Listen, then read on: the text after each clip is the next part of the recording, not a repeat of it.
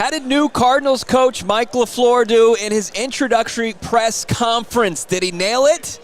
Or was it kind of whelming, Johnny Venerable? Plus, is he poised to hire Wink Martindale for his defensive coordinator role? And why was Kurt Warner in Tempe welcoming Mike LaFleur? PHNX Cardinals starts now. It's media night. All the players talk to the media, and it's a circus. And now you're here. So. Very excited. We've already got some big guests on tap.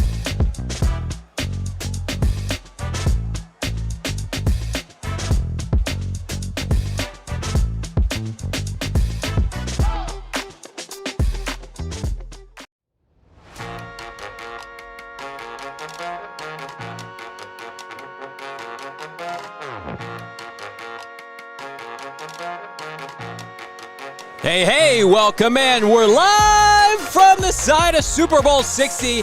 It's the PHNX Cardinals podcast, your premier #1 Arizona Cardinal podcast. Like and subscribe. Leave us a 5-star wherever you get your programming. I'm Johnny Venerable. That's Bo Brack, Noah Man behind the mic today. Sadly, we were not in Tempe to welcome Mike LaFleur to the desert. Next best thing, we're here providing you the best content, Arizona Cardinals or otherwise, from Radio Row. I agree with Ryan. It was a better live, but we have high standards here. We hold you to a high standard. Okay. You should appreciate that. Thank you. Get better. Great. Awesome. Let's do a show. What's going on to everybody in the chat? How about Jack, Burnt Marble, AZ Moses, PK, Fitzgerald, Deb. Hi, Deb. Nacho Libre, Punch Perfect Boxing, Eric, Aaliyah. You got our friends Arizona Cartichokes, Bees. Hope everybody's having a great Tuesday. We got to meet the new coach there out in Tempe. As Johnny said, we were here. We were dialed into that press conference. Thoughts?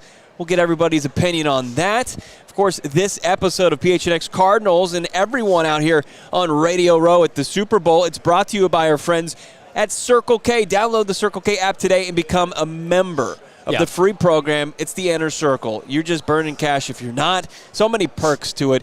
Check it out right now. CircleK.com. And every episode also PHNX Cardinals brought to you by our friends over at Bet365.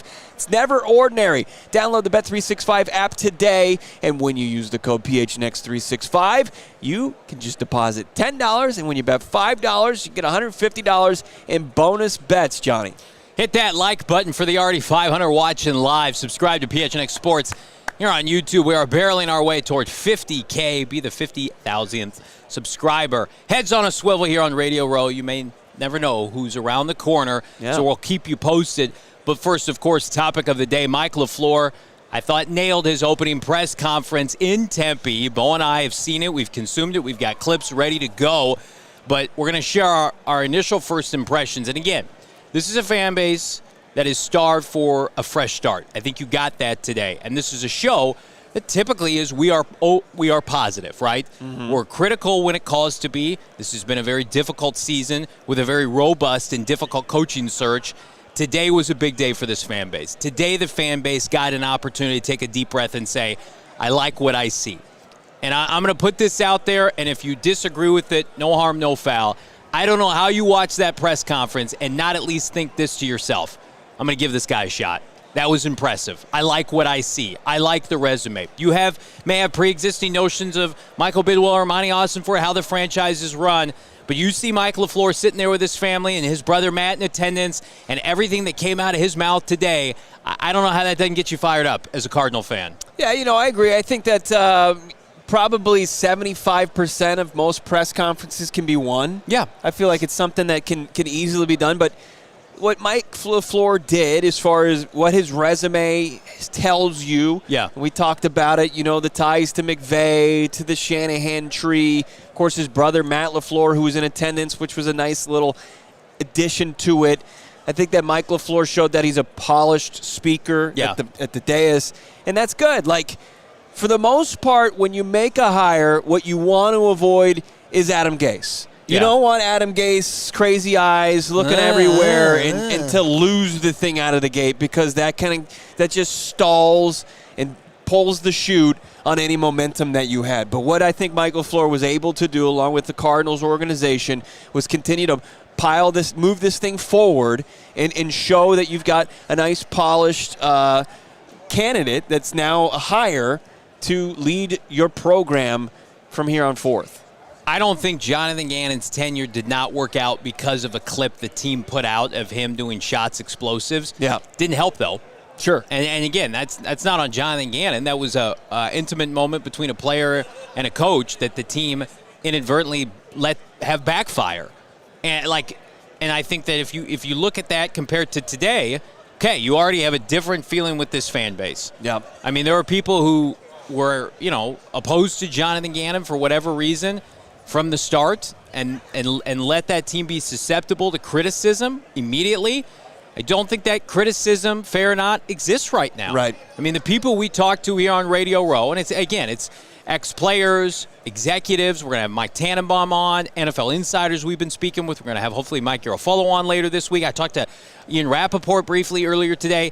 They think it's a phenomenal hire. And then you watch that happen. Shane's laughing at me. He saw the interaction. You watch that happen. He was today. running from you. I was like, hey, Ian, come be on the show. And he was just like, please get away. And I'm like, LaFleur, you like it? He's like, I really like that hire. I'm like, perfect. Why didn't we just do that on camera, Mike Ian? LaFleur bringing people together. It could have been easy, Ian. Anyway. People running for their lives and put them at ease. No, everyone's safe. This is a safe space here. I just, in all seriousness, I thought he delivered on the deliverables. I thought he checked the box that he had to. Now, it's not going to matter if we fast forward a calendar year and he goes 3-14 his first season. Right. But I just feel like the way he articulated his message, hopefully the Cardinals allow him to consistently do that. Hint, hint, Monday pressers, let's not let him, I thought Jonathan Gannon was authentic early on, and then the Cardinals reined him in, and it didn't help him. Right. I think you need to let Mike LaFleur be Mike LaFleur. Sure. But, at first glance, here's a guy that comes in, he's polished, he seems authentic, he's not ripping off some notes in front of him. Right. It's not word for word, line for line, and had good answers.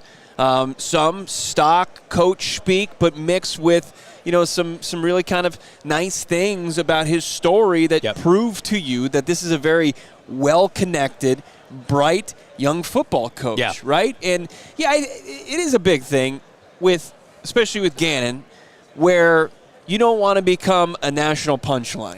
Right? Where you got, the Barstool Sports of the world, you got the big accounts out there that are taking an enthusiastic coach and making fun of his first interactions with his team. And you've already, your first steps are those that are going to be looked at outside the fan base as weird or quirky, and that when things do go awry, you say, now that looks a little suspect to me. I mean, a little effed up is what you want to say. Yeah. I also think that the Cardinals allow themselves to be vulnerable for a lot of those takes. Right. And you don't want a coach then that echoes that or emulates that. The general synopsis of the press conference today, and we're going to show clips, we're going to dissect them, we're going to talk about it from every angle. Michael Bidwill opened that press conference today, and what did he say? Who did he reference? Kyle Shanahan and Sean McVay.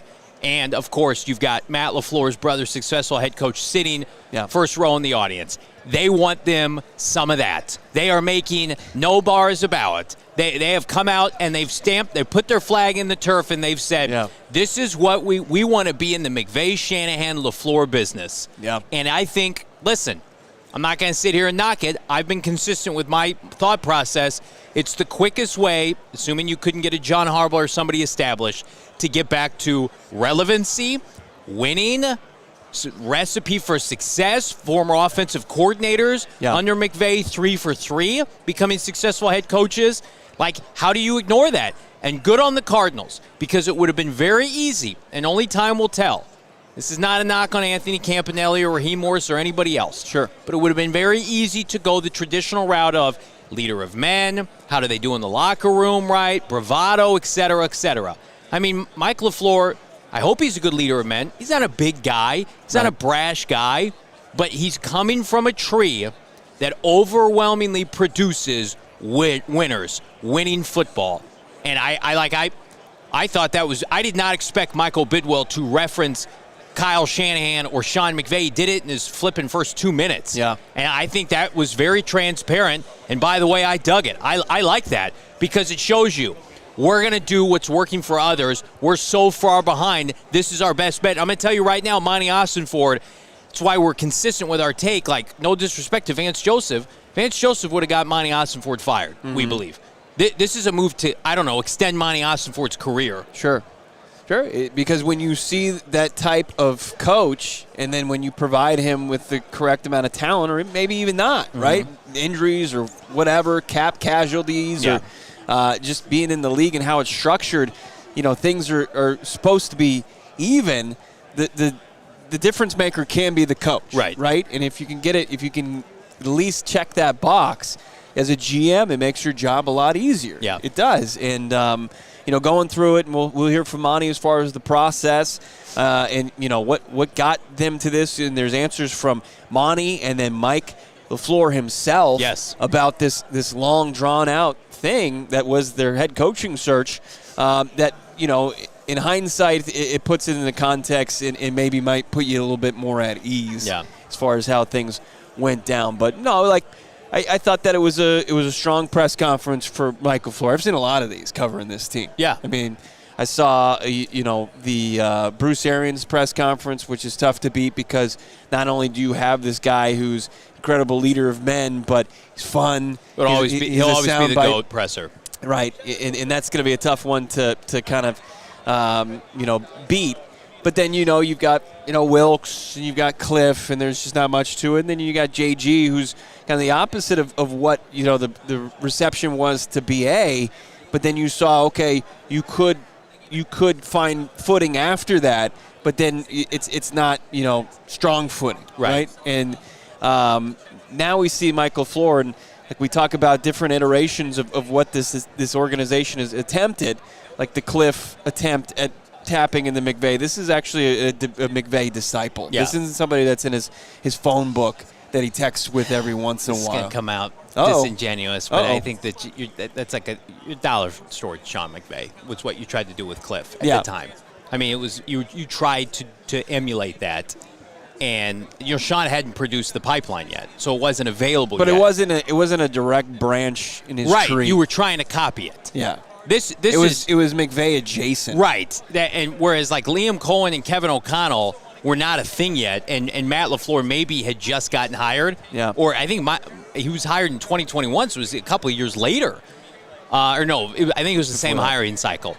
So, like, all that to say, your point is a good one, that this is not the Cardinals trying to, like, have a get-rich-quick scheme.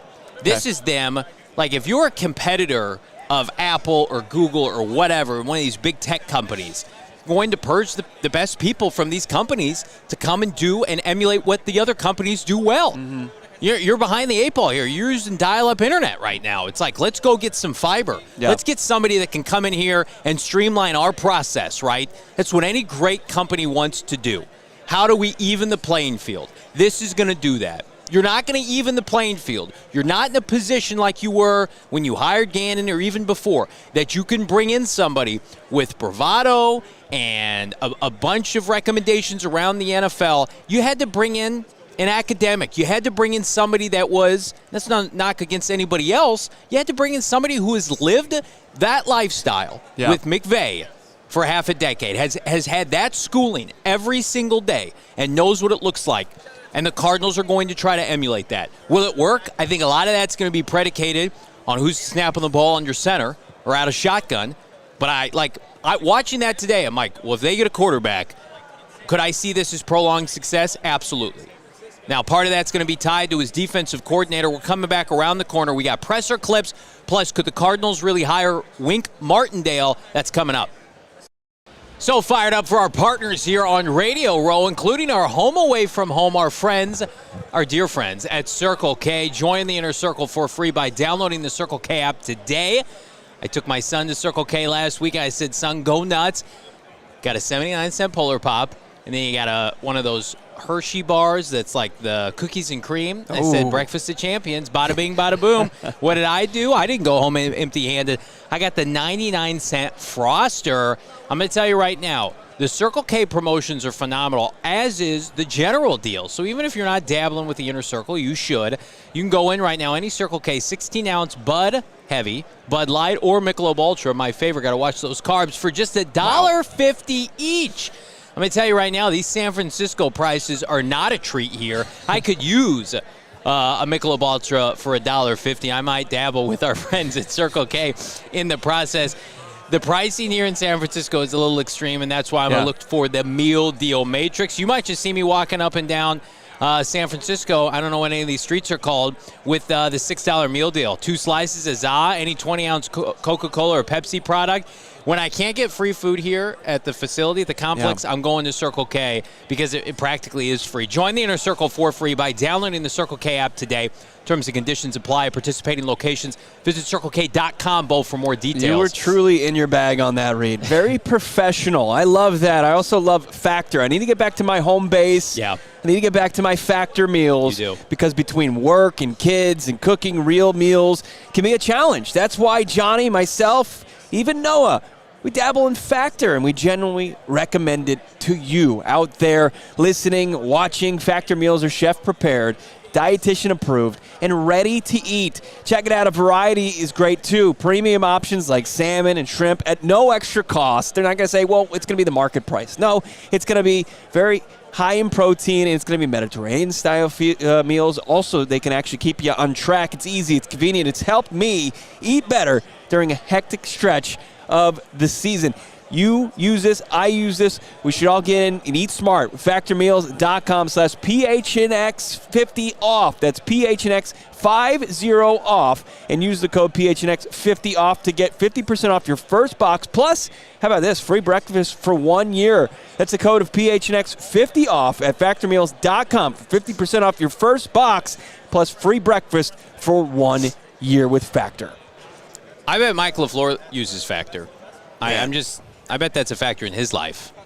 It's looking svelte. Yeah. Looking lean. Yeah, him and Matt. Yeah. It's like we got to get out of here. We got Factor meals at home waiting for us. Wouldn't put that past them. Pretty crazy. A couple bros from Michigan are making their way to become head coach brother duo in the NFL. Regardless of how you think this is going to go, seeing Matt LaFleur today in the Cardinals complex with his brother, their family, it's a pretty cool moment. Yeah. Like, I think like that aura today is hard to beat for a franchise that's been this down and out. The great Jody Jackson posted that picture. Yes, Jody was fantastic. Yeah, and you've got like Matt LaFleur sitting in front the foreground. row, and then Monti and Mike in the background, and you're just like, yeah. I can get on board with this. It's just like you've spent as a Cardinal fan. Let's put the season to bed for a second. This month, it's been hard to get on social media as a Cardinal fan. We have done our best to not carry the water, but see you through. We had people, reach out on Twitter saying, "Hey, you helped us get through this tough time," and kind of, decompress everything. We appreciate that, but it's been tough for us too because we want this team to be taken seriously. Yeah. We want this team to succeed. We want this team to win. And if they had sat up there today with the lesser candidates that we have covered ad nauseum, that would have been a tough sell. Yeah. And we don't know if Mike's going to work out or not. But there's just something to be said about, like, here's this guy. He's come from this very successful tree. He has a really impressive presser. Yeah. There's his brother, Matt, who is one of the best coaches in the NFL, just got extended. He's the head coach of the Green Bay flippin' Packers. He's there supporting his brother, and they're all there taking a picture, and there's the Cardinal logo behind them. Yeah. It's like, more of that, Michael Bidwill. For sure. Whatever you did today, let's harness that energy. And is Kurt Warner a part of that? We're going to talk about that here in the coming minutes of the show. But I just, like, regardless of what happens, I want everybody to hopefully feel good about how that went today. Well, I mean, Dank Naruto saying in the chat, the season was so disheartening. And this is, along with the third overall pick, this is the consolation prize. You deserve it. That you get. Yeah, you deserve this because you deserve better in higher quality of NFL, from your team, your professional team here. Yeah. But, like, it's things and examples even just there inside that room, and along with the resume there with Mike LaFleur, that you can look at and say, okay, could it be a version of this? To where, like, even the previous version with Jonathan Gannon, like, trying to imagine what a successful Cardinals team would look like, you couldn't even kind of dream what that looked like. Yeah. Like, you got the leader of men, you got a defensive-minded head coach, like probably a run-first team. You've got that, right? But can you – this one, it's like, okay, could it be a version of what Matt's doing in Green Bay? Could it be a version of what McVay's doing in Los Angeles? Could it be a version of what Kyle Shanahan – those are all examples are there that Mike McVay can inspire this fan base with. You could have that for your very own. Yeah. It's like, why can't he be Kevin O'Connell? Yeah. I was talking to somebody before the show, and I was like, Kevin O'Connell couldn't win this year without a quarterback, right? Right. Liam Cohen, does he win, without Trevor Lawrence taking that next step? Like, I think the cop-out answer for me is, if this is going to work out, like, can they get just, like, a solid quarterback here? Yeah. And if they do, like, would it surprise me if, like, he's the next in line? Like, I put it on my Twitter today. It's easy to get sucked into the hype of the McVay tree. Like, I was eating the slop today. It's easy to get sucked in, right, and drinking the Kool-Aid. But, man, listen to him talk, how organized he is, the preparation. You could tell he's been waiting for this moment for a long time. Yeah. And he took a chance on this franchise just like they're taking a chance on him. Watching that today, it's like I don't push back on his acumen or his football IQ or his awareness, right? Can he lead? It sounds like it. Players love him. Garrett Wilson, Breece Hall, these players go to bat for him. It's like if they can get him a quarterback that is not a disaster, could I see this working? 9, 10, 11 wins per season. Playoff berths, 100%. Like, and that's the genius of it if you're Monti Ossenfort, is like, you knew the stipulations of this franchise that were facing you. You're in this division, you don't have a quarterback, the optics of Gannon's firing were tough to deal with, fan backlash, ownership question marks, new facility, but it's not ready yet. It's like, but you still secured somebody that I think at the end of the day, if you would have told us at the beginning of the hiring cycle, hey, Mike LaFleur is going to take this job, and there's going to be a lot of enthusiasm around his hiring, despite all the things I just said, I think most people would have been like, I'm in. Yeah. Let's go. Let's hear from the Cardinals' new head coach. We keep talking about McVay and Shanahan. Let's hear from our guy, Mike LaFleur, about just his experience working with both of those top head coaches in the division. Really appreciate those last 3 years. And then to you, Sean, that phone call that you gave me 3 years ago changed my life. And I won't get into the detail with it because it doesn't matter. It was between you and I. But that 3 years was fun. It wasn't always easy, but we always came to the conclusion that we're doing this thing for the players because this is about the players. And it was a memorable 3 years that I'll never forget. And I thank you so much, and I have so much gratitude to you as a person and as a leader of men. Specifically to Kyle Shanahan. When I was thinking about the words that I could say about Kyle, I couldn't come up with anything, even when I had time just by myself. And Kyle, I know I haven't told you enough how thankful I am for the opportunity you gave me, but the foundations you laid, with me within a system, with how to run a building, and just all those times that we had together for 7 years. The only thing I could say is thank you. You are an incredible coach, but you're an even better person. You're a better father, and you're a better husband. And I watched all that and watched the way you lead, and you gave me a lot of core principles that will carry on through here at Arizona. It's in-depth answer about what those two guys that you've been hearing at a high clip with the ties to Mike LaFleur between Shanahan and McVay and how they've helped kind of sculpt who he is as a head coach. Yeah. I mean, he outlined his blueprint, his path. Yeah. And I'm sure when he was talking to Ossenfort and Bidwill, it was like, this is what I've gone through. This is what I've seen. I mean, like, that faithful Falcons staff that went to the Super Bowl. I mean, and then, of course, his time in Cleveland. I looked up old folders. He's standing next to Mike McDaniel, of course, Shanny and McVay, and, like, he's been with these guys. Yeah. But his path has not been as seamless as theirs. And I'm sure that resonated with Ossenfort.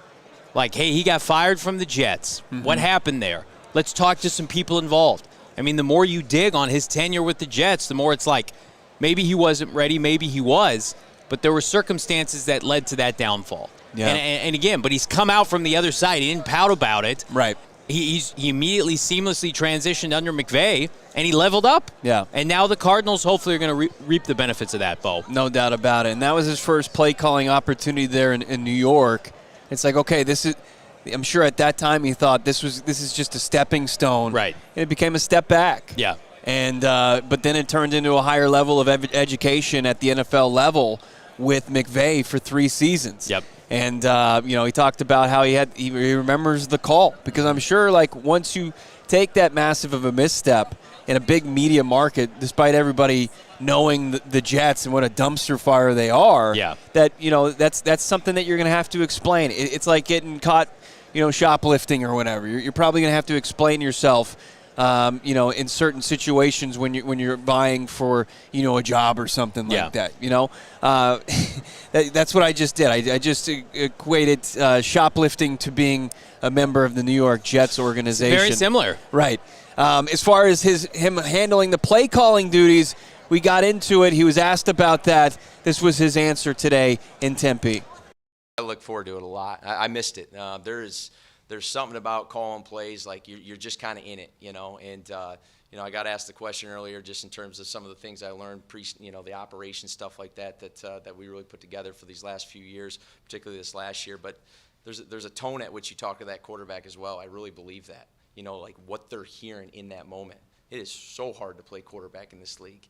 Obviously he has the harder job as the quarterback compared to the play caller, but you are in it with them, and it's a aspect of football that I missed a lot. So, like anything else, it'll be challenging, but it'll be worth it. It'll be fun. Love that. Yeah. Call plays. Do it. Put your own stamp on this. I don't want to hire somebody from this tree who's capable of calling plays and then he hires somebody else to do it. Yeah. Because I know now that side of the ball hopefully is taken care of. Yep. At least like schematically. You want to go, I love the recommendation of somebody from our chat yesterday, just do what Brian Schottenheimer did. Go steal an offensive line coach, make him your default OC, a la Clayton Adams. I think that's really sharp. So I'm all about this. I'm anxious to see. I think the more you dig back into his play calling with the Jets, people on Twitter, a lot of great threads have been put together, the creativity, the schematics. I'm excited to watch it, frankly. Like I have been, no disrespect to Drew Petzing, it's just been a very difficult watch offensively for this team, especially when Clayton Adams left. And it's like the run game concepts, everything with this team, you just questioned every weekend, why are you running on 3rd and 8? Why, when you need a couple yards to pick up on 1st down, it's not going to work out for you? I think we've got a very special guest jumping on with us right now. Shortly. He's on the phone, and then as soon as he's off a call, maybe finding out who the newest addition to the Cardinals coaching staff is. Let's actually get into Mike LaFleur addressing where he is as far as building his coaching staff, and then hopefully we'll get to Albert Breer. We are casting a wide net, and there's conversations that need to be had within this building first, with the coaches and all that. So, we're going to be open to that. And again, we owe it to these players to build the best staff that we can for these guys. And we're going to get an update from Albert Breer as far as who he's hearing tied to LaFleur's first staff after this PHNX Cardinals Live on Radio Row. You may be thinking to yourself, well, I want to get started on the gambling scene, but it's too late. Football season, it's about done. The big game this weekend. I'm going to tell you right now, there's no better time to get up and get out with our friends at Bet365. Bonus code PHNX365, of course, going to get you $200 in bonus bets. And again, yes, football season happens to be our favorite time to dabble on the app, but it's not like I'm going to put the app away for the next 6 months. No. I can gamble. I can wager. NHL hockey, they've got the early payout offer with Bet365. You're a winner if your team gains a 3-goal league. We got NBA tip-off Tuesdays, which is fantastic. Today's Tuesday, by the way, so, of course, Tuesday NBA games, you're going to get $10 in bonus bets in a same-game qualifying parlay. I like free monies. I like bonus bets, and they are aplenty. Again, if you wanted to dabble on any of the phenomenal props, locks, money lines, and more ahead of the big game, check out Bet365. New customers can get $200 in bonus bets when you bet $5, win or lose. Sign up, use the bonus code PHNX365, deposit $10, place a $5 bet, and get $200 in bonus bets. Again, bonus bets can be used on spreads, totals, player props, futures, right? I like I'm just going to tell you right now, I like Philadelphia. I like Seattle's money line. I'm so used to the Eagles Really being in the big dialed in. game. Football guy. Whatever the moment, it's never ordinary at Bet365. You got to be 21 years and older, physically located in the great state of Arizona. If you or someone you know has a gambling problem, wants help, call 1-800-NEXT-STEP. Text NEXT STEP to 53342 or visit problemgambling.az.gov for more info. I'm a ball knower, as they say. Absolutely. I know the teams. Yeah, go sports ball, says Johnny. Coming up this Sunday, did you know it's Talk Like a Pirate Day? Interesting. Yeah, and in my household it is, actually, because we're going to have the Captain Morgan flowing. That's right. We're gonna walk the plank in a good way. Wish I had some of my coffee right now. That's right. A little Captain Mo and some coffee. How about just some Captain and Diet? I mean, that's the old standard go-to. Yeah. You can go with the easy mixes there, or you can get really kind of crafty there. You could be like Tom Cruise in the movie Cocktail. Ooh. Mix them up. Keeping it simple. Captain Morgan, the perfect for celebrating and getting creative at your big game party, because it is the absolute best to have on hand right there. If you need a little inspiration, head to their website. They've got a ton of cocktail recipes that are guaranteed to impress. I'm a fan of keeping it easy, but you can definitely level up. We're going out to the media party tonight. Yep. You know what I'm going to be telling at We've earned it. The free bar. Yeah. Captain. Smart. Keep it going. Yeah, even if it's free, I'm going to ask to pay for it. It's so good. Johnny's going to be a big kind of heavy hitter. He's going to put a little one spot. Here's a little George Washington. Keep him coming. That's right. Keep the Captain Mo flowing. But please, of course, like we're going to tonight, this Sunday, in any time, drink responsibly. Don't forget to make Captain Morgan a part of your game day experience. Joining us now is the MVP of this coaching search. Check out his work at Sports Illustrated. Albert Breer joins the show. Albert, we were living and dying by you and Connor Orr's updates throughout the course of this. I don't feel like an MVP right now. I feel like crap. That's all right. I'm just crawling to the finish line. 5 days left. So. Man, 4 weeks ago it was like, will Jonathan Gannon be back? He wasn't, which felt abrupt. Then they go into this coaching search, the Arizona Cardinals, with 5 openings. Suddenly it became 10. Walk us through that process from your perspective. Yeah. Did they expect to move quickly and then suddenly? To me, this was a really funky one, just in that this was seen in November, December as about as shallow a coaching pool as we've had in a long time. And you had, at that point, John Harbaugh was still the Ravens coach. At that point, Kevin Stefanski was still the Browns coach. And so there were some changes to the overall makeup of the group. But, I know that there was this overriding feeling that the offensive pipeline had been run dry, that the defensive coaches were going to get some more looks, the young defensive coaches, which did happen. And I think, that in part is due to the success of Mike McDonald in Seattle. And I think it required teams thinking a little bit more creatively, acting a little bit more creatively. And, so I think it's at least interesting that the 2 young offensive names were kind of the last 2 off the board. Yeah. And, both teams that were left at the very end were sort of battling over one of them. Was this search more so than others kind of exposing to to some of these teams like the Cardinals, where they stand in the NFL hierarchy, where you've got some jobs that are perceived as better jobs? It felt like they couldn't run from who they are right now in the NFL landscape. I think a big piece of that is, it's always the reputation of the organization, right? And I think the Cardinals have been trying to chase down a reputation in the past that they're cheap. Yep. So you're fighting that. And whether it's reality or not almost doesn't matter sometimes, because just all right, you can say all the right things to me now, but what's going to happen when the bleep hits the fan in a year or two? Right. Then there's the other piece, which is the quarterback. And I think that's probably where the Raiders had the most stark advantage over the Cardinals, if we're talking specifically about Clint Kubiak, which I think is part of what you're getting at. To me, it's one team had a very clear and obvious path to a quarterback, and a quarterback on a rookie contract. And regardless of what you think of Fernando Mendoza, most people believe that he's really the only one that's worthy of going that high in this year's draft. And even with him, he probably would have been 2 years ago the 4th quarterback to go in 2024. And then after that, there's a drop-off. Yeah. And I don't think the NFL sees Ty Simpson as I bet if you gave 32 teams truth serum and you asked about Ty Simpson, Trinidad Chambliss, whether he's eligible or not to return to Ole Miss. Like any of these guys, like if you asked, is this guy a first-round pick? I think most people would say absolutely not. Yeah. So one side you have the Raiders, clear path to the quarterback, going to have the quarterback on a rookie contract. On the other side you have the Cardinals, who I believe they have the third pick. Is that right? So you have the third pick, probably not going to be a quarterback worthy of taking there.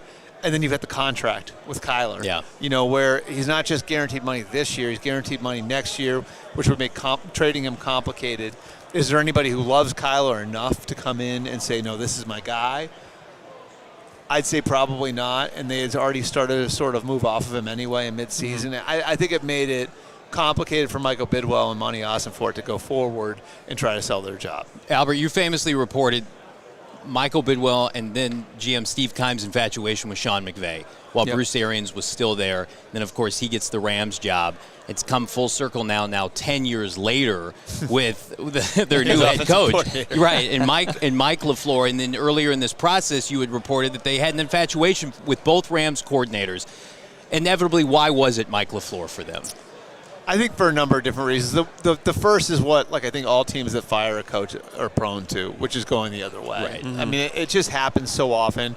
And I think you have to be careful with that, too, because what happens with a lot of bad franchises is you keep switching back and forth, players, coach, taskmaster, offensive coach, defensive coach. And eventually your organization has no identity if you do that enough, right? And so I'd say, like, that's part of it is that, like, okay, like we did the young defensive coach before. Now we're going to do the young offensive coach. So that was definitely a piece of it. I think his personality, for a place that, maybe like they felt like they needed energy, they needed somebody to come in and give them a jolt. Like Mike LaFleur can do that. Like he's got that sort of energy. And then the other piece is like being able to tap into the McVay infrastructure. Yeah. Which isn't just like his own institutional knowledge of how to run that offense. He's got play calling experience. It's also like I'm going to fill a staff with guys who are from that network. Yeah. Right. And so I think that piece of it is another piece of it. And we'll see how it goes. The one thing I like about Mike, and this is, I think similar to some other guys who've had some success, and I like Clint is sort of like this too. He had recent failure. And I know people are going to look at that and say, well, how'd it go with the Jets? Well, what has Zach Wilson done since? Mm-hmm. How many offensive linemen have they replaced? And so I think you have to look at that through the context of he was in a bad situation. He tried to make it work. The head coach didn't want to fire him. I don't know how much you guys know about that. But the head coach, that was not the head. Yeah. Robert Saleh. Elaborate on that if you could. Yeah, Robert Saleh didn't want to fire him. That was something that was forced from above. At the ownership level that they felt like we need to make a change on offense. The ownership was very much already after. Sorry. No problem. I got this jerk over here. Appreciate you, George. The fun of Radio Row, though. Sorry, I'm like my head's spinning. I'm like very easily distracted right now. I would say that like it. Where was I at? You were talking about the forcing of the hire and Saleh wanting to keep him. So I think that like when you see guys who've been through failure and had to reevaluate, and I think there's value in that, and that was Clint too. Clint's a great candidate. And I think Clint's going to be a very good head coach for the Raiders. I think he's going to be good for Fernando Mendoza. I think he's going to mesh well with the people there. But a year ago, Clint was fired as the offensive coordinator in New Orleans. Yeah. And if you remember, they were unbelievable the first 3 weeks, and they fell off a cliff. Mm-hmm.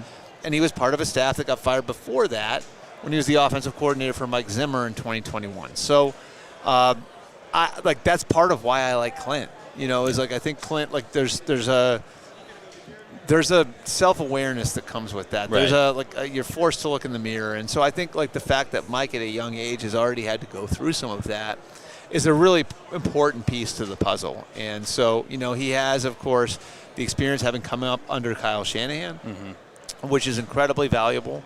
And then, after failing as a play caller with his first chance at that, he comes back and he plays a really important role, which, with McVay, he was really valuable the last couple of years. I can just tell you that. And if you guys want to dive into the reasons on that, we can too. Well, Jonathan Gannon felt like he had full autonomy as far as building his staff. Yep. And it also felt like his reluctance to maybe part ways with some of his guys played into his downfall. I'd say that's fair. Yeah. So, do you believe that Monti Ossenfort, Michael Bidwill will give Mike LaFleur full autonomy as far as building this first staff? Yeah, I mean, I think he's gonna. I think they should. I mean, look, like I think Drew Petzing and Nick Rallis are good coaches, and I don't think it's necessarily on them that didn't work. Sure. Yeah. You know, I think a lot of it comes back to the quarterback and like, how's the quarterback playing and what did you have this year, and like I don't know. I don't look at like. I didn't look at like Jonathan Gannon as being a deficient head coach. No. You know, Agreed. Yeah. I don't 100%. think that's.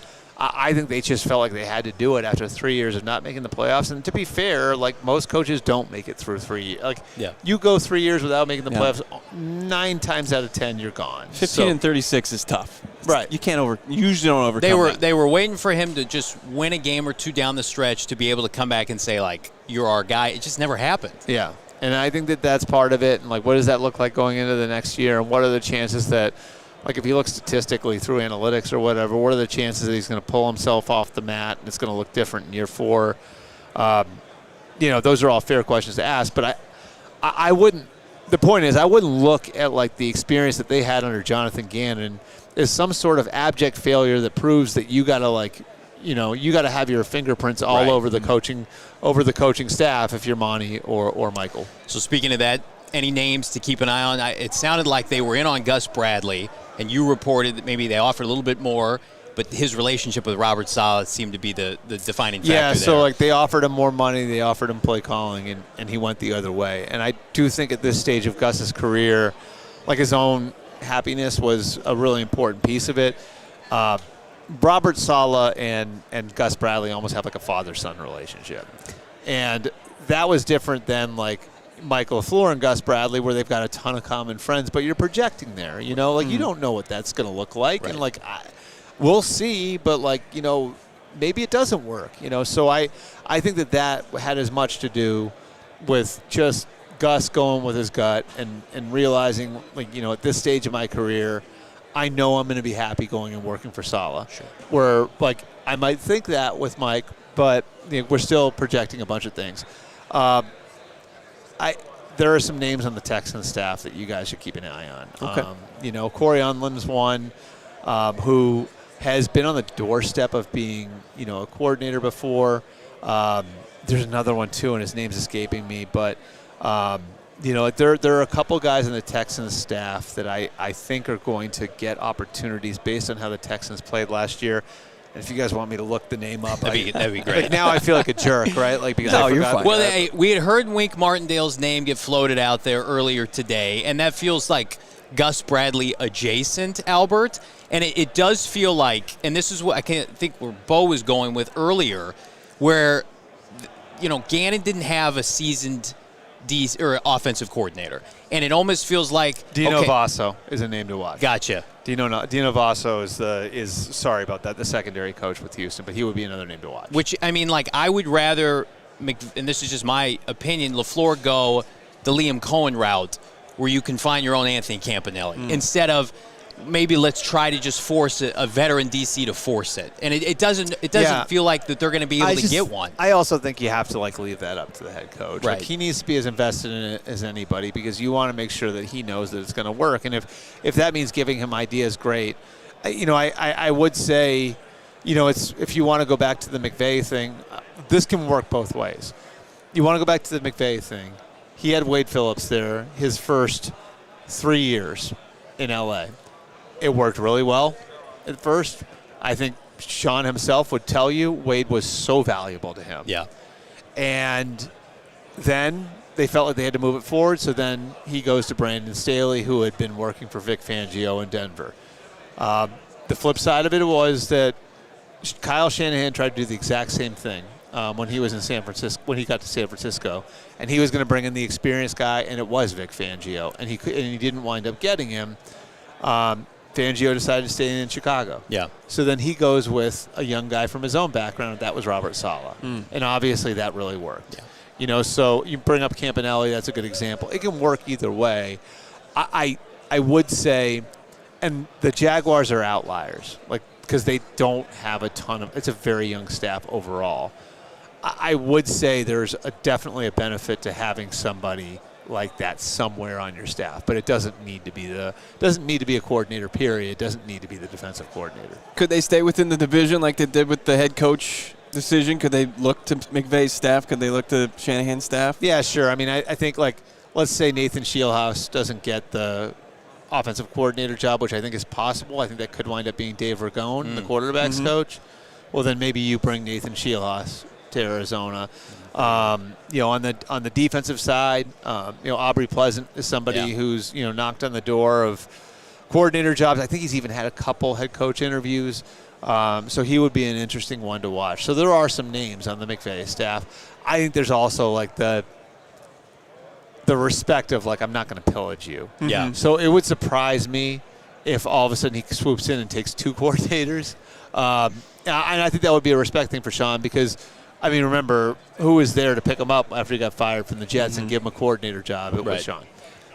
Quickly, and we'll let you go, Albert. So generous with your time. So the Kyler Murray situation feels like it's coming to a head, probably right around the new league year. You think it's more likely that he is just outright released as opposed to being traded, or do you think because of the lack of surplus of quarterbacks, they inevitably find a trade partner? So I think this is something that you can be creative with, if you need to be. And the way you'd be creative with it is you pay down some of the salary to buy a draft pick.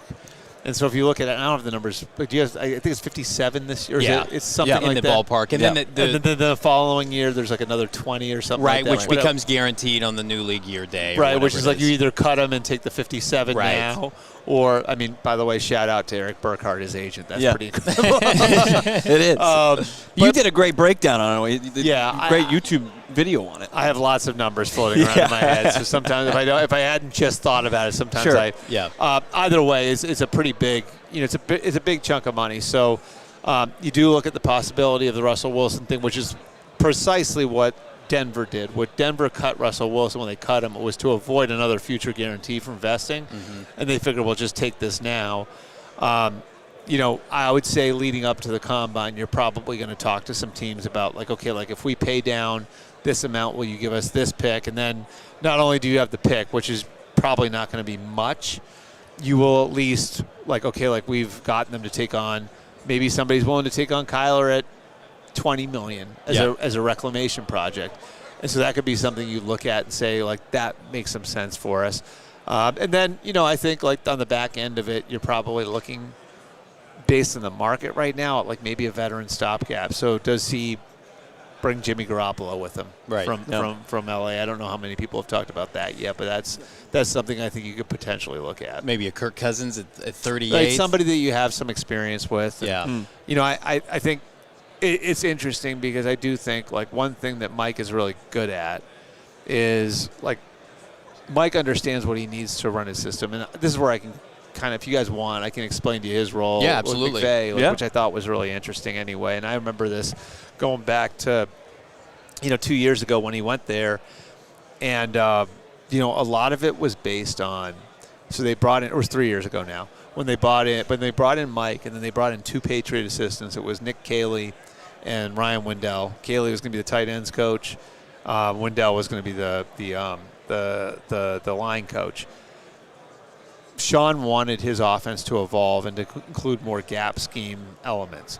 And Kyle Shanahan's offense had done that. So bringing over Mike, who he obviously knew already because he's best friends with Matt, bringing over Mike would allow him to introduce some new things into the offense. Who does a lot of gap scheme stuff? It was the Patriots. The Patriots were more of a gap scheme than his own team.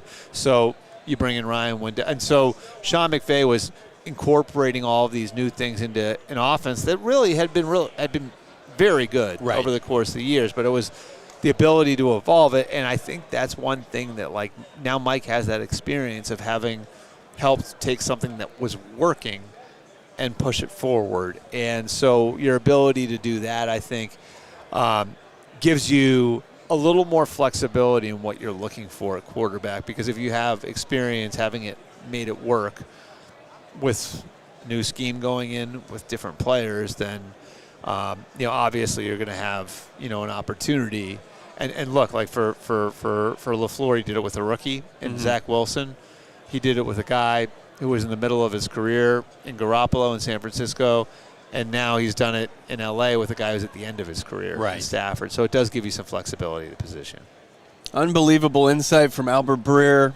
You were a Northern Star during this entire process, the 27 days, but we really appreciate it, man. Thank you so much. Thank you, guys. Yeah. Appreciate it. Subscribe to his YouTube page. right. Check out his podcast, and, of course, read his work at SI. Nobody better. And, Albert, I want to give you your 2 cents, too. Absolutely. It's fantastic what you do, the open Q&A, question and answers. People were putting that in the chat. I wanted to bring it up, so thank you for doing that. Absolutely. Thanks, guys. I appreciate you having me.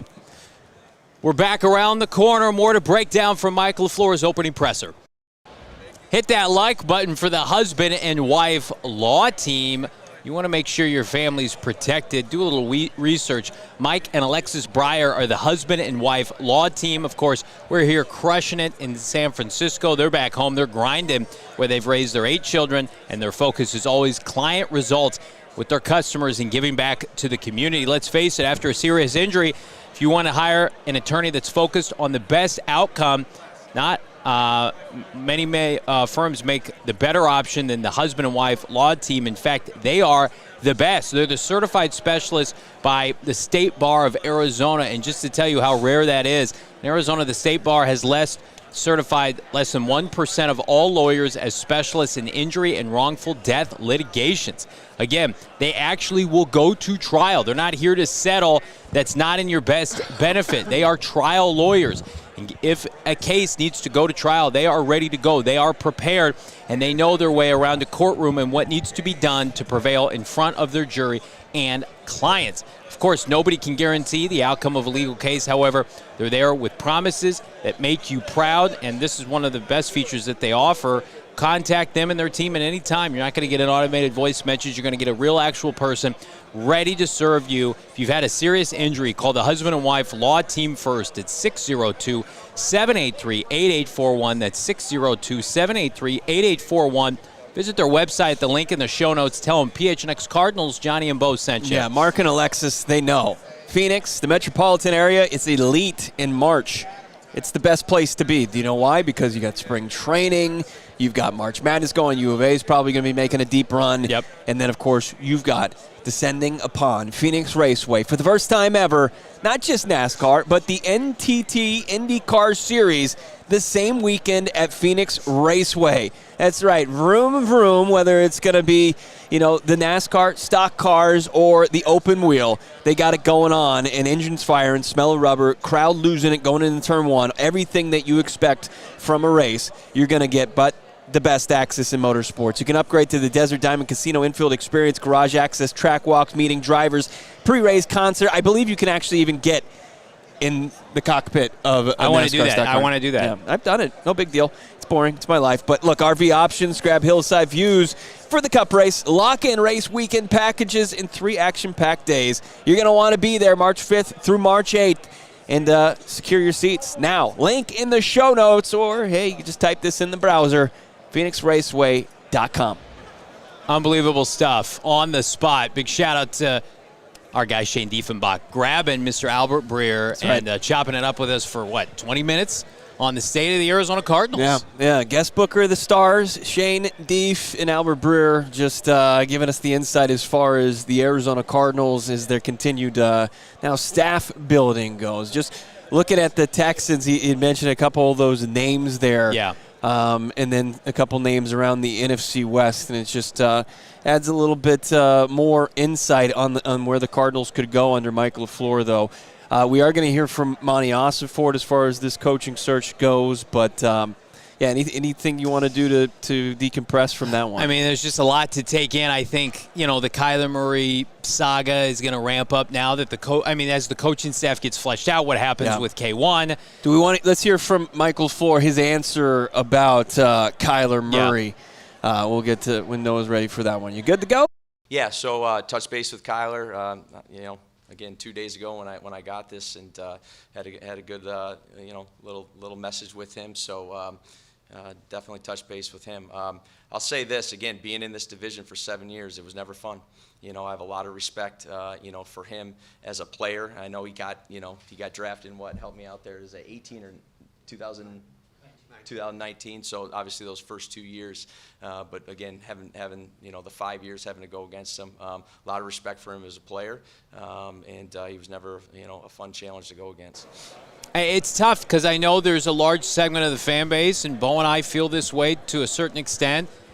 Like, I would love to see Kyler and Mike LaFleur be a partnership in 2026.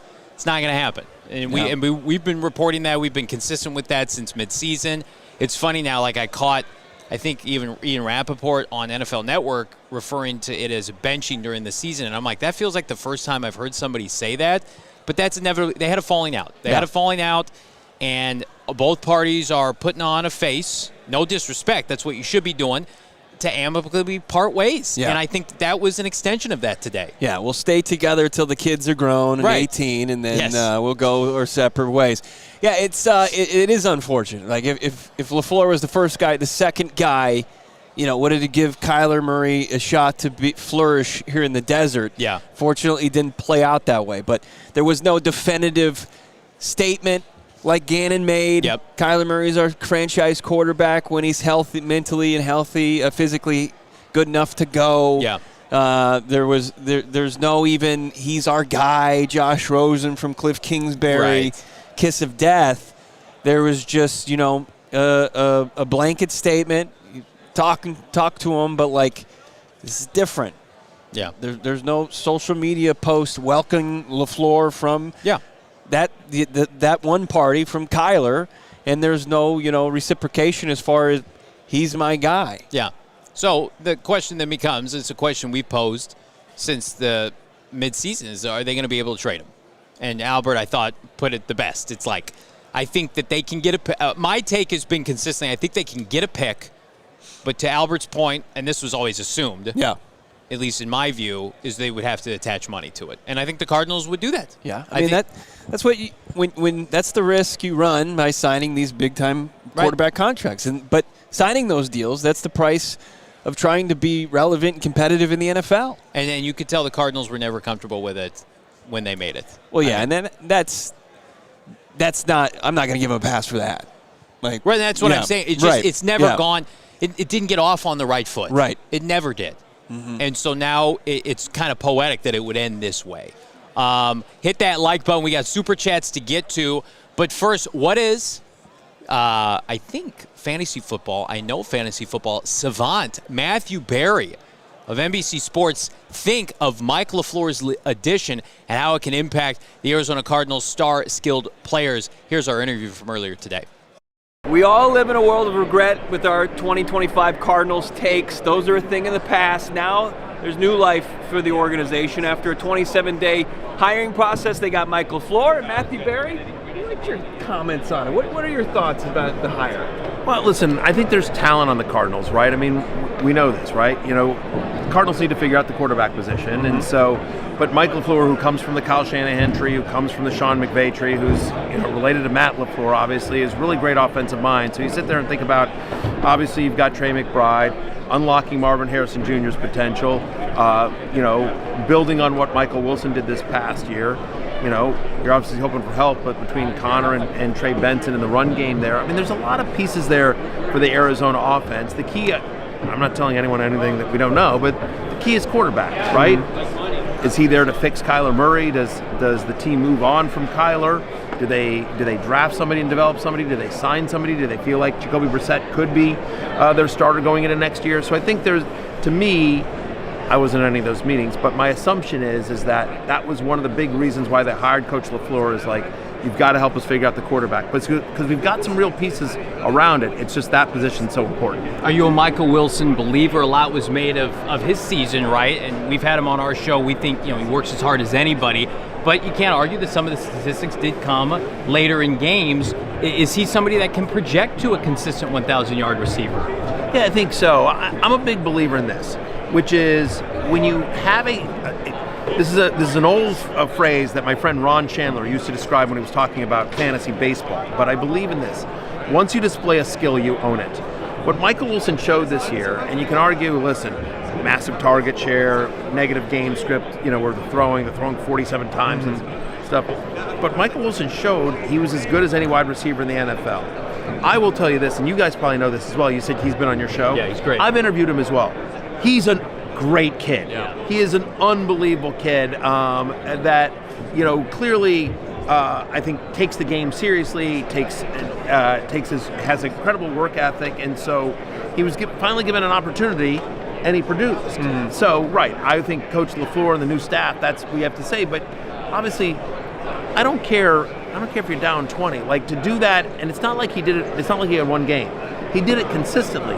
He did it at a time where people knew, like, yeah, it's going there, and they still able to come down to the wall in a big way. I believe targets are earned in the NFL, and so, yes, I'm a Michael Wilson believer. I think, kid finally got a shot and finally found an offense and a quarterback that, worked for him. Yeah, I mean, Michael Wilson, third-round pick a couple of years ago, fourth overall pick from a couple seasons ago, Marvin Harrison Jr. What are we about? Can Marv be the biggest beneficiary from this move to get incorporated and start to kind of utilize all those pieces? I think so, right? I mean, he came out as like one of those can't-miss prospects, and he's obviously had some really wonderful moments, but it just hasn't been there consistently. And so the question is, was it the connection between, him and Kyler Murray just wasn't there? Was it the offensive scheme that just, for whatever reason, wasn't taking advantage of what he does well? Was it someone on MHJ? It's hard to say, but look, we've seen enough success from him, both at the college level and even at the pro level. Like, he's made some ridiculous one-handed catches. He's made some contested catches where you're like, that's the guy. Yeah. That's the guy from Ohio State that I saw. And so I think unlocking that and getting that consistency will be one of the things that Coach LaFleur has to focus on. We'll get you out of here on this. How high is too high for Trey McBride in the first round next year, fantasy drafts? How high is too high? I would say top 7 is too high. We love Trey McBride, right? He's incredible. The argument for taking a tight end in the first round of fantasy football is that you would get such a massive advantage, which this year he provided. This year he was not only the number 1 tight end, but by a wide margin from everyone else. But I think with an improved quarterback in Las Vegas, we think Brock Bowers is likely there as well. We saw what Colson Loveland did over the second half of the season, and especially in the playoffs. And so we love Trey McBride, but I think taking a tight end that early in the first round doesn't give you the advantage that what you need at that position. Will Matthew Berry return for Avengers Doomsday? Listen, if I was, I couldn't tell you. I'll tell you that when I did, this is what I will say. This is how I'll answer that question. I love that you asked that. When I did Avengers Endgame, I signed so many NDAs and so many different, because they're so. I literally was not allowed to confirm that it was me in the movie until the Tuesday after it was released. It got released on a Thursday, and people are, started blowing up me on social media and like, wait, did I just see you, and sending screenshots and everything like that? And I was not allowed to say, yes, that is in fact me until Tuesday, because they didn't want anyone that hadn't seen the movie yet to have that spoiled. And so if I am in fact in Doomsday, I cannot say. You'll have to go see the movie. The only thing I'll say is that, listen, if Robert Downey Jr. returned to the MCU, there's no reason why random Shield agent can't as well. We'll find out the Tuesday after from you yourself. Unbelievable stuff. Matthew Berry, check his stuff out at NBC Sports. The David Johnson stuff's water under the bridge now between Matthew Berry and the Cardinals community. Why even bring that up, I just want to, it's always brought up. I forgot about that, honestly. What I wanted to bring up is, especially tomorrow, all year long, PHNX and ALLCITY has been a proud partner of Big Brothers and Big Sisters. During the biggest week of football, we want to remind everybody that your youth mentorship matters. Yeah, Big Brothers Big Sisters connects kids with caring, consistent mentors, people who show up right now. A lot of kids are waiting for that person. Mentorship builds leadership, accountability, community, and the same values we talk about every day in sports. This is ALLCITY, our city, using the biggest stage in sports to make an impact off the field. Here's the call to action. We mean it. BBBS.org, ALLCITY. Donate, sign up, be a mentor, and just learn more. It takes minutes, and it can also change a life. We're going to be celebrating Big Brothers and Big Sisters and our, of course, partnership tomorrow. Can't wait. It's going to be our day of giving. Can't wait for that. Can't wait for this. Go to GoPHNX.com. Check out our guy, Alex, PHNX Cardinals writer extraordinary. He's got a new Die Hard article exclusive. Mike LaFleur rings in the new era of Cardinal football. Go read it now. I can't wait to dive into it after the show. Big thanks to everybody watching live. We got Super Chats around the corner. I'd be remiss if we didn't bring this up. because it's in. People are asking about it in the super chats, and you're right. We need to talk about it now. Noah, let's take a look at the photo that was taken by ArizonaCardinals.com, azcardinals.com, and it just stuck out to a couple people online. There's Mike LaFleur. There's Kurt Warner. Kurt Warner at the opening presser. Now, of course, Kurt lives in the greater Phoenix area. He's around, but it just seems a little bit unique for him to be at an opening presser, and it makes you wonder. You do your best Brian Windhorst here. Is there something we don't know? Because the biggest kind of pushback that I think you can give the Cardinals during this coaching search is the leadership, they needed more. They needed a face man beyond just the general manager and the owner. And the Cardinals are one of 4 or 5 teams that don't have team presidents. We have brought it up many, many times. Some would say we were first, and we probably were, that Kurt Warner should be the next president of the Arizona Cardinals. Are we reading too much into this? Probably. Okay. We're going to get confirmation when we talk to Kurt out really? here Okay. later this week. It's going to be going down on Thursday. Yeah. So we'll get to talk to Kurt and ask that question. Is there going to be maybe a bigger, more involved relationship with the football club that he took all the way to the Super Bowl and left the field with the lead?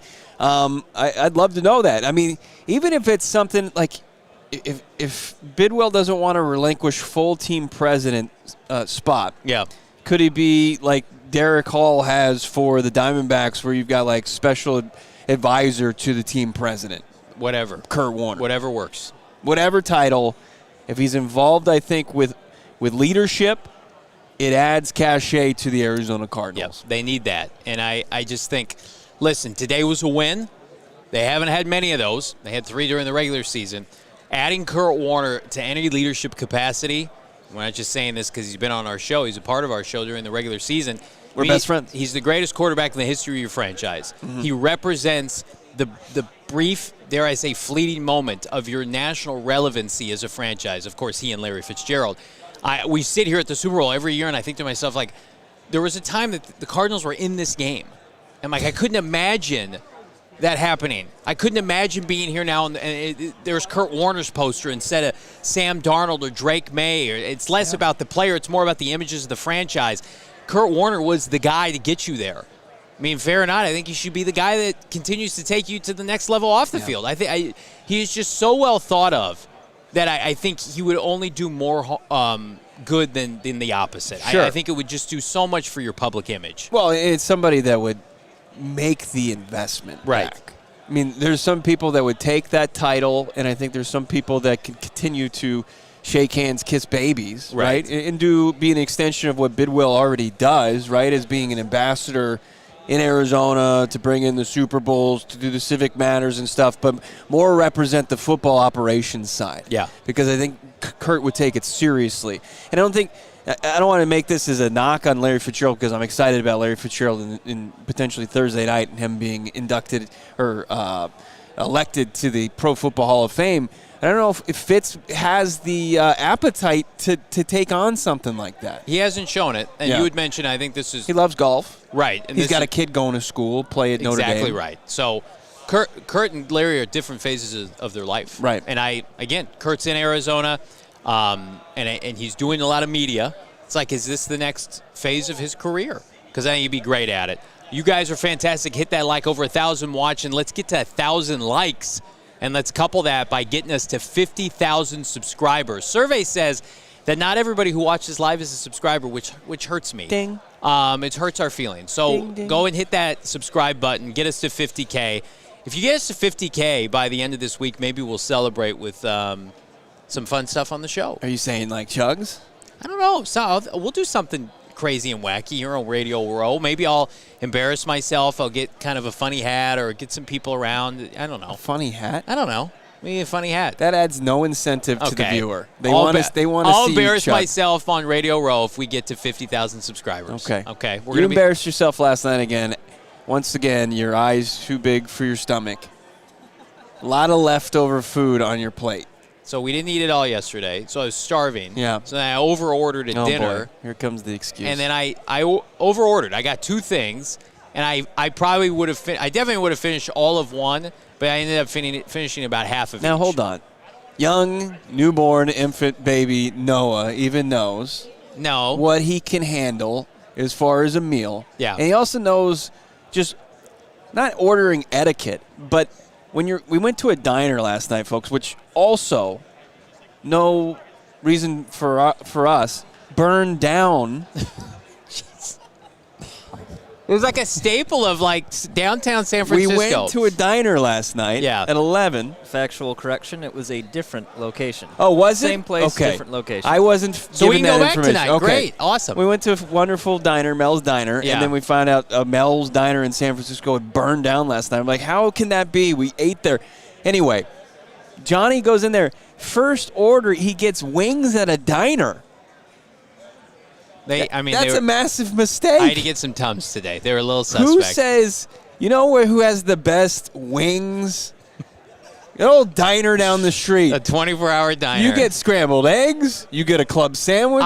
You get a patty melt. That's what I got, Which you too. did. Yeah, Yeah. you nailed that part of the order. Yeah. But getting wings, and I know you're the self-proclaimed wing king. I'm going to tell you right now, no disrespect to that place we went to last night. The Bounty Wings here clear the wings that I had last night tenfold.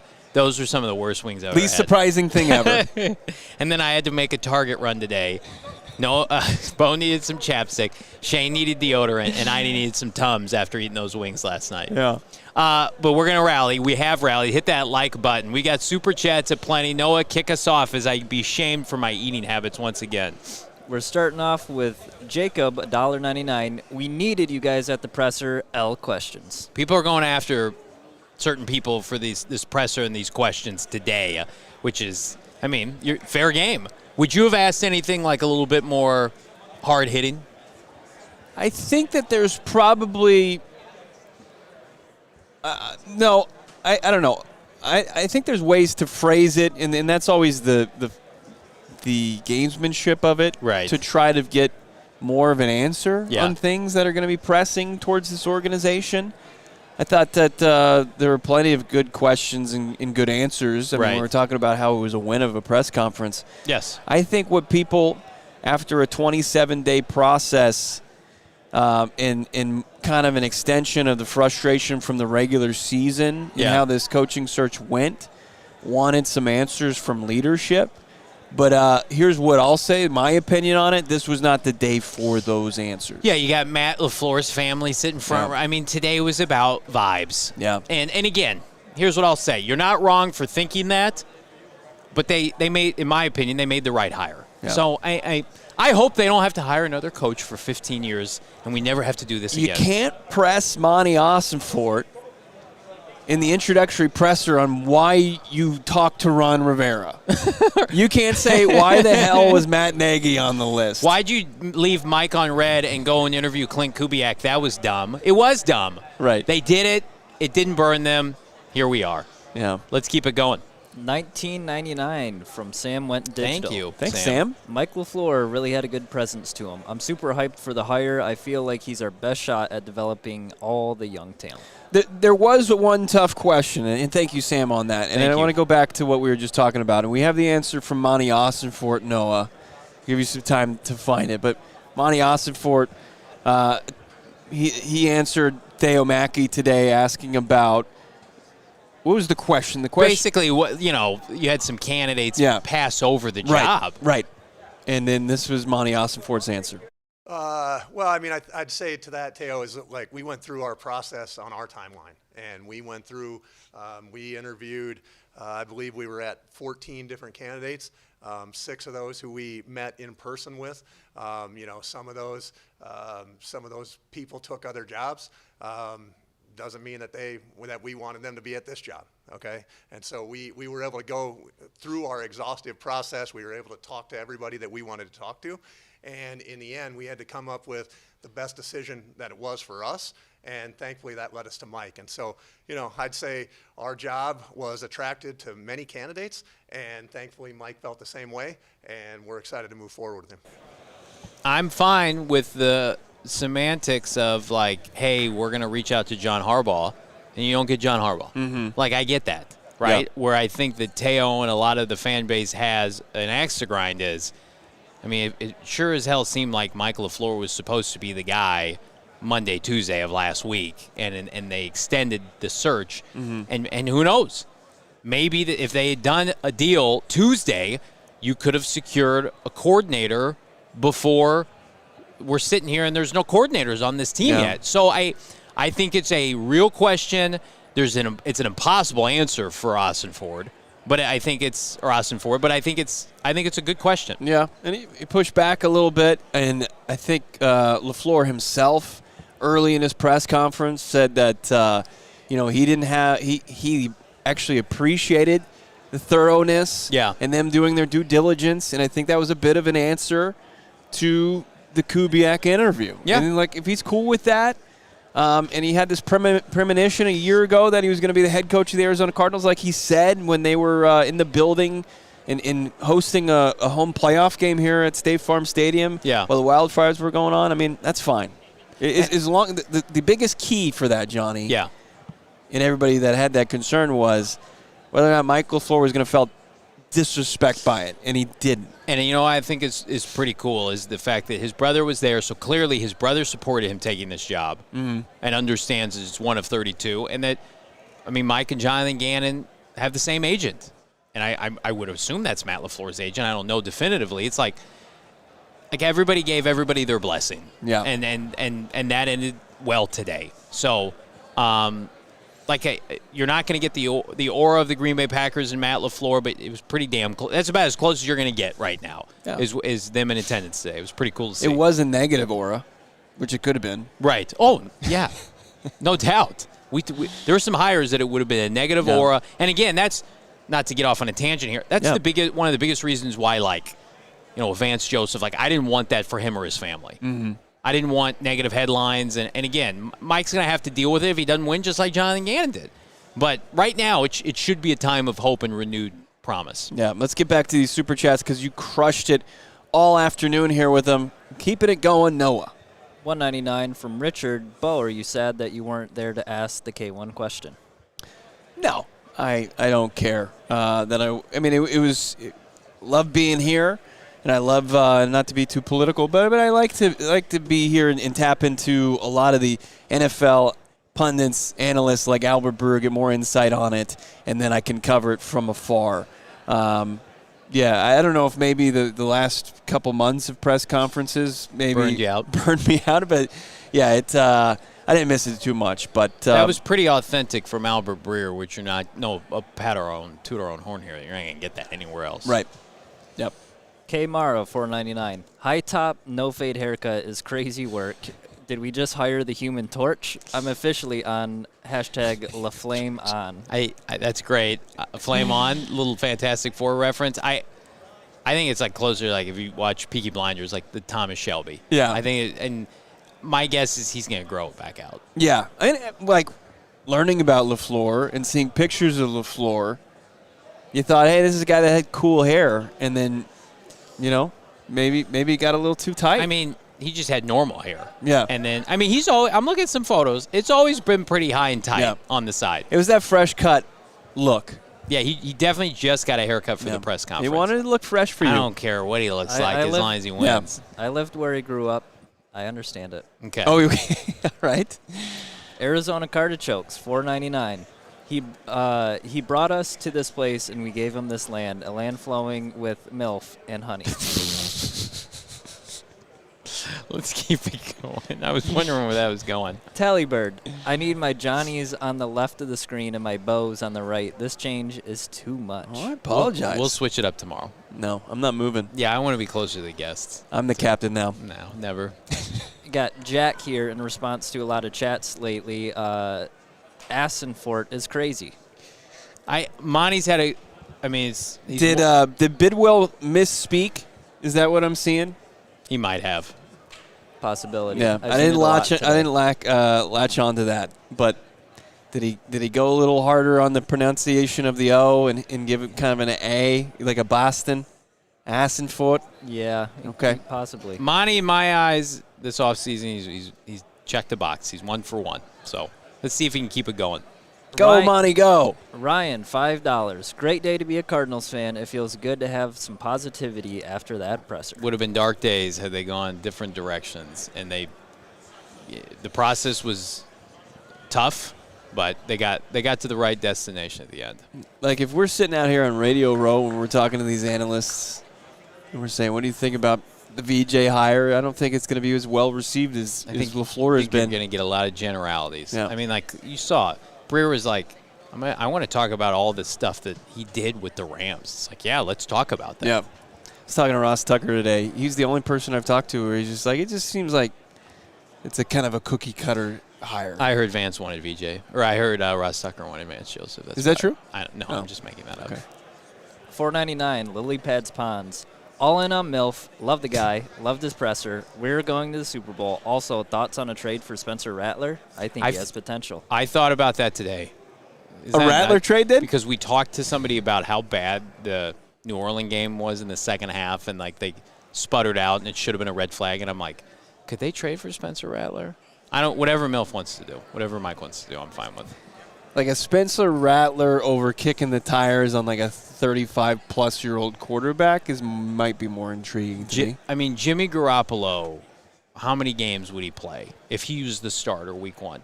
I would say like 4 to 5. I was going to say like Sam Bradford, 3. If you want to bring Jimmy G, if you don't want Jacoby Brissett and you want to bring Jimmy G in to be the veteran in the room, which I think Jacoby's a better player than Jimmy G right now. Mm-hmm. I don't think how that can be argued. Or if you want to carry 3 quarterbacks, that's fine, but then you better draft a quarterback. Saw Hendon Hooker walking around here. Let's get him on the team. Maybe he can be the bridge. Hendon Hooker? Yeah. Maybe want to lead with Hendon next time. Hemden. Red Feather Workshop. Dana Ballknower, $10. Throughout the presser and the interview at the flagship, enjoyed how he articulated building offense to fit personnel, situation, and the needs to adapt and evaluate for changes moving forward to stay relevant. I love that bit because he was like, we like organically turned into like 12, 13 personnel. We weren't like, this is what we're going to run. No questions asked. Who does that sound like? We have to get a blocking tight end named Tip Ryman in the 3rd round, and this is what we have to do. And Marvin Harrison Jr., you have to be an X receiver. And it's just like, nope, the great coaches, especially offensively, it's just like, who are my best players? What do they do well? Then we're going to, if you're smart, and you can devise a game plan for that. I just love, I don't know if it was just Breer or if it's been somebody we've talked to recently. It's like coaches on McVay's staff are just as sick as Sean McVay, and they just love, they live the game. I think it was our buddy from The Athletic who said that. Robert Mays? Robert Mays was just like, you just have to be addicted to this stuff. Plex, $1.99. Right head coach, wrong GM, afraid Monti holds it all back. We're going to find out. Here's what I will say. A lot of GMs find their kingmaker in their head coach that can extend. I mean, Les Snead was about to get fired before Sean McVay. Sure. I mean, like, there are a lot of instances like that. You know, the Seattle GM, he was about to get fired, but they had kind of sputtered out, and he was having some bad drafts. John Schneider. Yeah. And he gets Mike McDonald, and suddenly they're back in the Super Bowl. Yeah. If LaFleur has a strong identity as a coach, and you can, Monti Ossenfort, like his MO was to match that players to the coach's scheme and what they wanted. Like if he can match LaFleur and it's strong, like the previous coaching staff proved that they weren't strong. So like if you can take the talent that's already existing in the building and then have where you're going to have high draft pick in every round, if Monti Ossenfort can have a strong draft, like that's going to go very far for this team. I mean, if you're Monti Ossenfort, you're probably breathing a sigh of relief like, all right, I've got somebody here who can hopefully get this offense to just competency. Yeah. And I mean, they didn't score 30 points last year. You're not winning many games like that. Right. Let's keep it going, Noah. $9.99, Des Libra.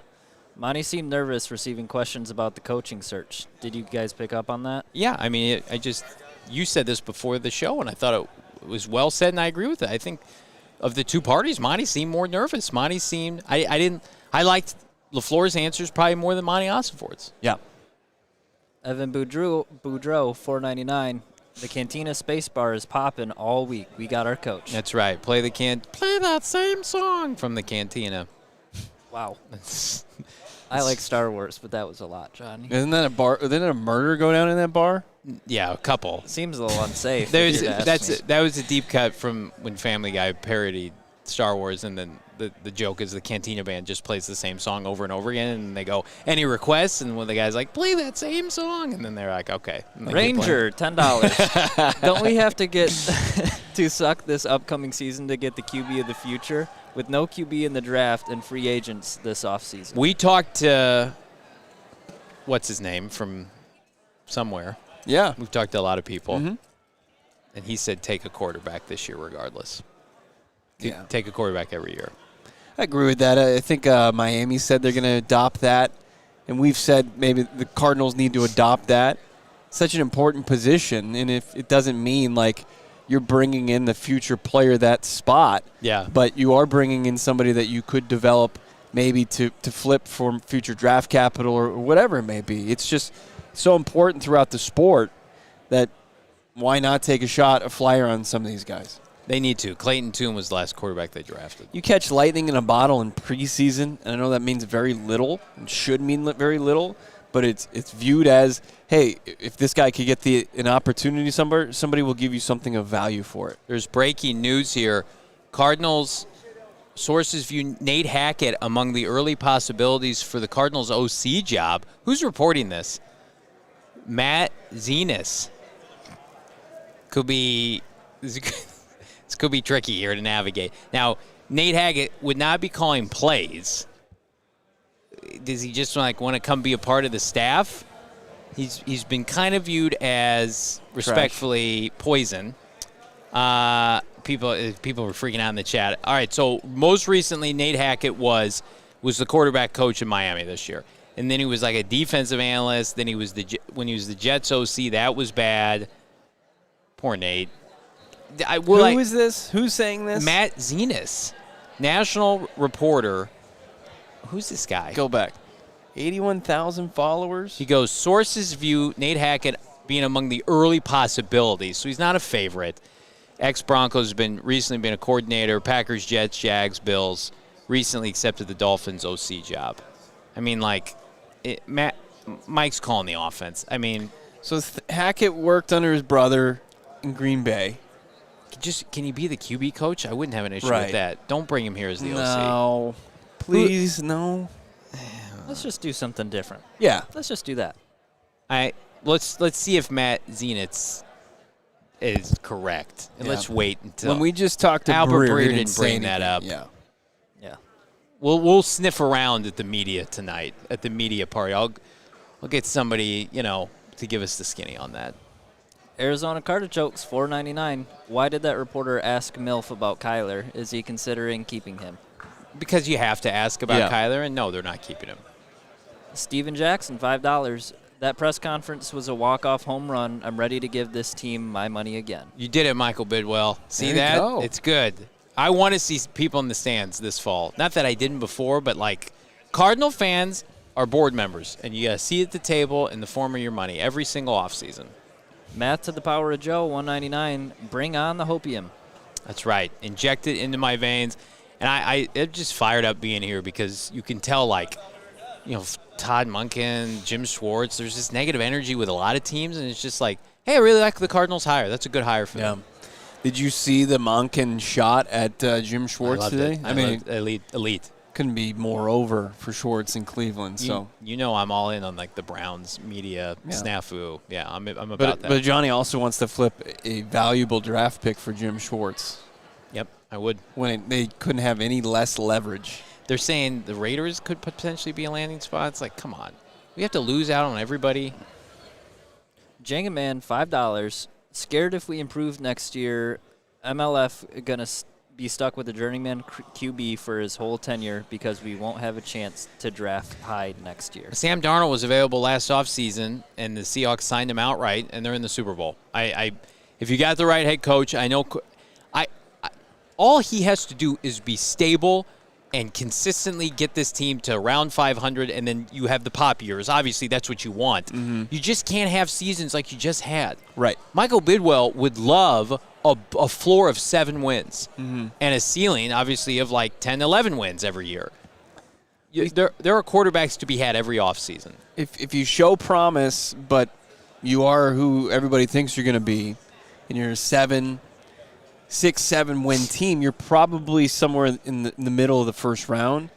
If this 27 class is anywhere close to what people project it to be, it should be a 3 to 4 quarterback first round. Jackson Dart went in the 20s. Lamar Jackson went 32nd overall. I mean, it's just Bo Nix was what, 10, 11? 12 or something. Yeah, you could trade up. I'm ready to just start rolling the dice on guys. Start drafting them, bringing them in here in droves. I mean, this wouldn't be a bad draft to get a future first for next draft, to have that. Man, that's a great point. But who's trading up for in this draft? That's the tough part. Go ahead, Noah. Des Libra, 1999. I'm thinking our new head coach might attract free agent Breece Hall. Thoughts? Yes, we've asked multiple people that, and everybody here likes that fit. I think it's a logical fit. And if you're Monti, and Bidwill, that's another easy win for the fan base. We talked to somebody recently, and I know that's a broken record saying that, but mentioned, this roster is in disarray to the point where they should invest in a running back like that. Where I think I disagree when the quarterback position is going to be in flux. You're going to need an identity offensively next season.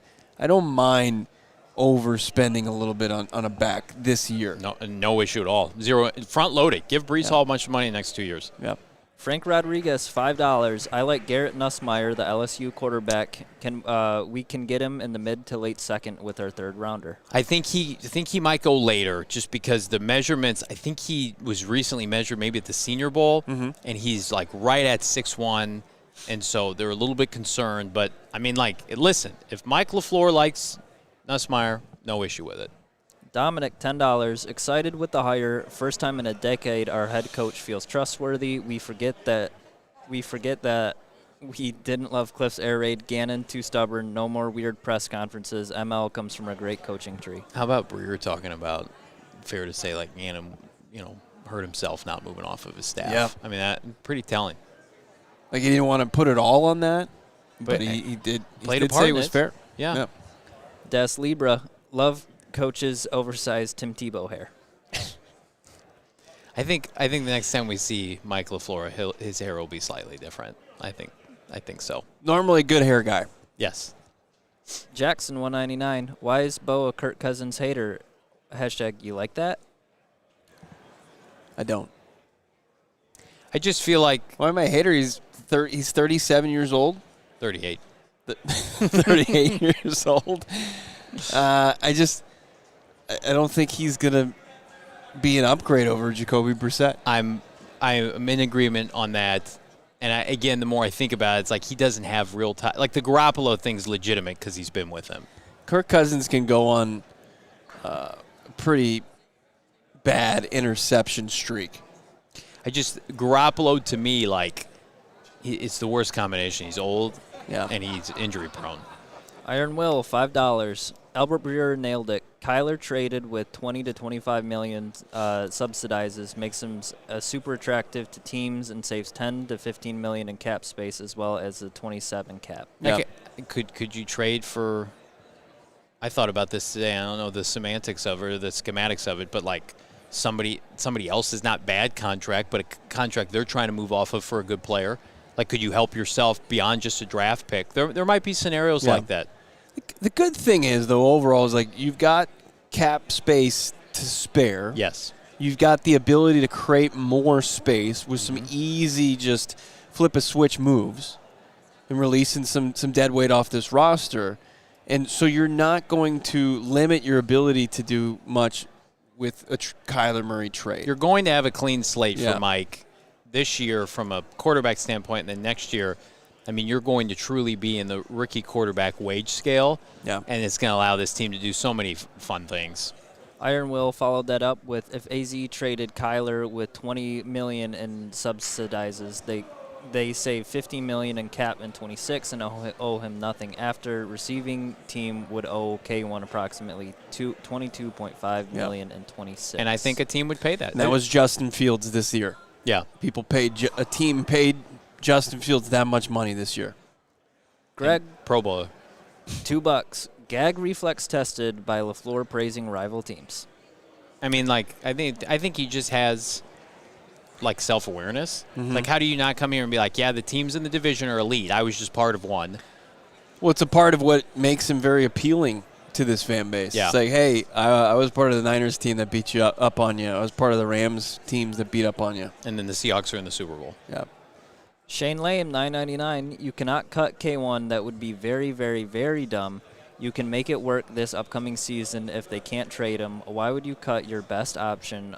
Up his value next offseason. No brainer. We agree, Shane Lame, but that's not what they're going to do. I would love to see him with Mike and just let the chips fall where they may. Doesn't mean you can't draft somebody also, but they're going to get rid of him. Louis, $1.99. Michael Bidwill, quote, Ossenfort, love to hire. Juice box. I think how many juice boxes did we give this initially? Three. We started at 2.5. I think it did rise to a 3. We got out a of 5. 3 juice box head coach? I think so. That's awesome. Yeah. I'm excited for that. That's officially that does bring the juice. What about Nate Hackett? Does that take it down a notch? That's a negative juice. Yeah, that's a negative 1.5 juice. Next thing you know, Aaron Rodgers is going to be coming to town. I don't imagine? care. If they hire Nate Hackett, like, I'm not going to like it, but it's not going to deter my excitement for the season. That would fuel some Rodgers speculation, wouldn't it? Oh, 100%. Oh, I flippin' love that. Rodgers. Would you take Aaron Rodgers for a year? Probably. I wouldn't want to. No. You wouldn't want to be in the press room? There's A-Rod? That's appealing to an extent. Is that the play, you think? No. You think that's the play, is to get Aaron Rodgers with Nate Hackett here as the OC? No. I like it, Johnny. There's no other reason to hire him if that's not the play. Aaron and his buddies. Look, if they do it, I'll go on a darkness retreat with him. I think you We'll hang out. I think you and A-Rod would be good friends. Would you? Yeah. That was flip. All right. I bet you guys wear the same flip-flops. Oh, yeah? Okay. Yeah. I did. Did I tell you guys I upgraded my flip-flops Wow. for Christmas? Thank Yeah. God. It was a nice Wow. gift. Congratulations. Christmas. I had to wait for Christmas to do it. Couldn't just go out and buy one. Yeah, I raised the other ones into the rafters. Yeah. Brian P., $2. JV with the case of the bubble guts. LOL, lock in. I am locked in. Those times did the Lord's work today. I had some suspect wings at a diner last night, and yeah, I'm rallying. That Albert Breer interview slapped and gave me new life. It did. Carpfish, $4.99. On to the draft now. I don't want Arvel Reese, and don't think if we go for Bain or Bailey, we should trade down and take Fanu or Mawaga. I am also not Team Reese at pick 3, and I think that would be a big mistake. We had somebody on the show, again, that I can't remember, basically say that there's been one hit on an off-ball linebacker turning into an edge rusher, and it's Micah flippin' Parsons. Yeah. And then last year, it was James Pierce drafted later than, who was the other kid? And the Javon Walker. Javon Walker. And they played the same position, and James Pierce was better. And we said that during draft season. It was like, take the true edge rusher. It'll work out. Injecto, $1.99. Thoughts on making a trade for Anthony Richardson? A-Rich? AR? Doesn't feel like their type of QB. That's a guy that if you put him with LaFleur, I'd be like, I'm intrigued. We saw but there wouldn't be a ton of confidence. Kevin O'Connell tried to rescue him. Does Kevin O'Connell make that move? Again, you could talk me into it. It's just with Richardson, it's the other stuff like pulling himself in the red zone on a drive, and then he's tuckered out. Yeah, he's winded. But I mean, the skill set is just like you could give me a toolsy guy. I'm like, all right, let's see what Mike can do with him. Low hanging fruit for sure. The Zion of the NFL. Keith Davis, $5. How about Jameis Winston as our bridge quarterback for a year? He can always sling it, then target our QB in 27. I just feel like any guy like that, whether it's Kirk or Winston or whomever, they're just going to be like, well, is Jacoby Brissett better than these guys? Jacoby Brissett threw over 20 touchdowns this year. Now, a lot of them were when the games were over. That's the hardest part to evaluate. I just think right now I think Jacoby Brissett's going to get the benefit of the doubt over like 90% of these names we're bringing up. Don't you agree with that? Yeah. I would love Jameis Winston on this team, but I think he for turns the vibes. ball over too much for Monti Ossenfort's taste. I feel like he's destined for media, like ASAP. Mac Daddy, $4.99. Gentlemen, I'm no longer tired. Can't wait for the draft. Let's go. Let's awake. Everybody's awoken. Good morning. Larry, $5. If y'all get MILF on the show, y'all gotta let him know about his nickname. Kidding, of course. Chances we get Malik Willis as a quarterback this offseason. There's always a chance. The people we've talked to here think he's going to Miami. That wouldn't disappoint me. Mm-hmm. And are we going to get Mike LaFleur on the show? We will try. Yep. At the Combine. Iron Will, Fitzgerald to come and life coach MHJ to greatness. I think Marvin has enough coaches in his life. Yeah. I think his dad's a big, resource for him. Get him and put him in a position for success. Let him go out there and just play. Jimmy, $4.99. Loved how he wants to be more involved in roster construction than JG, who seemed like he wanted no part. Well, Gannon wanted Monty to do his job. They wanted that was a relationship, and I just feel like I don't think Monty sabotaged Gannon or vice versa. I think the staff was not good enough at the end of the day. Sam went digital, $4.99. I really think Malik Willis is a realistic option. What do you guys think? I mean, there is a tie to his brother, right? And I don't think Green Bay is going to be able to outbid anybody for him as a backup. No. If you're going to just connect the dots to GM made his way from Green Bay down to Miami and Halfley, I think you can make a strong case for Mike LaFleur, Matt LaFleur's brother, also having some sort of pull on interest in Malik Willis. Yeah, listen, if they if Mike says I really like Malik Willis, then go outbid everybody and pay for it. Who am I to say don't do that?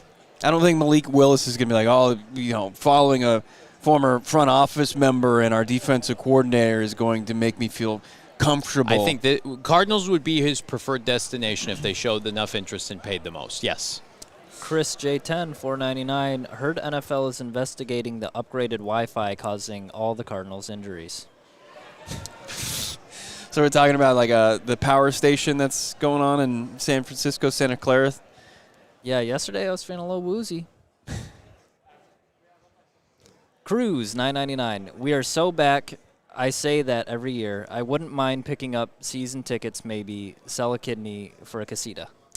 Listen, those casitas I would love if they're insistent on them staying.